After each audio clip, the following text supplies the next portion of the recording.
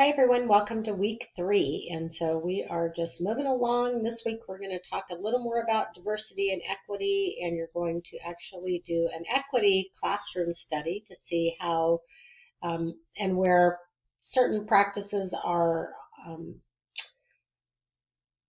obvious and being executed, and where maybe we don't think about practices that could be, and how we can add to and improve the opportunities for all students in our classroom. So that's one of your assignments. The other assignment is you're going to be participating in a discussion forum on equity.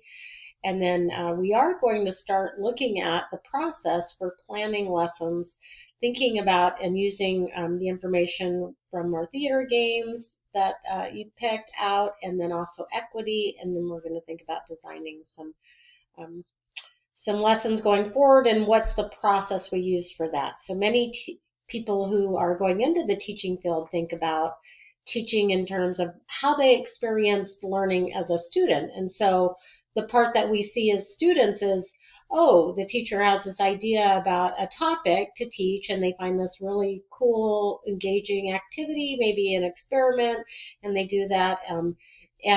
What we don't see as students is this process of planning that should be occurring behind the scenes to really think about intentionally addressing the standards that we're meant to teach in our grade levels, and how do we bring in activities that foster that learning, and then also how are we making those activities equitable and designed to really meet the targets that we want our students to reach. So a lot to designing lessons that you're going to learn about this term, and we're going to start with what we call the backwards design overview. As I mentioned, a lot of people going into teaching or students think that the design process starts with the activity, and that's actually backwards. What we start with actually is, what do we want the students to get out of the lesson? What are the goals? How are we going to assess it? And then we work backwards from that to actually design the lessons. So you're going to get an introduction to that process of backwards design. So here's a short, sorry, it's not the most entertaining video, but it is quick, and a quick overview just to kind of give you a brief introduction. And then there's an example of the backwards design. You're going to be using this process in the coming weeks to plan a lesson. And so you can take a look at the template that we're going to be using for planning. So for this week, it's just getting introduced to that. So your assignments are this equity classroom study. So in this assignment, you're going to actually use this checklist. You're going to take it into a classroom.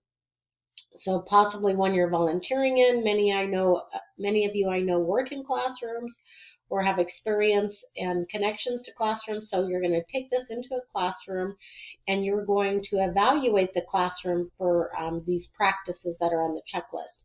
If you are not in a classroom, a K-12 classroom, you could actually do this with one of your college classes and see how those are actually promoting equity. So you're going to use that checklist. You can click on it here and open it. You can also find it attached in the resources for this week here. So you're going to print it out, fill it out. You can scan it, take a picture of it, and upload it into the assignment here. The other assignment is a discussion forum. And again, based on your work in the last couple weeks and your equity classroom survey, you're going to respond to these questions.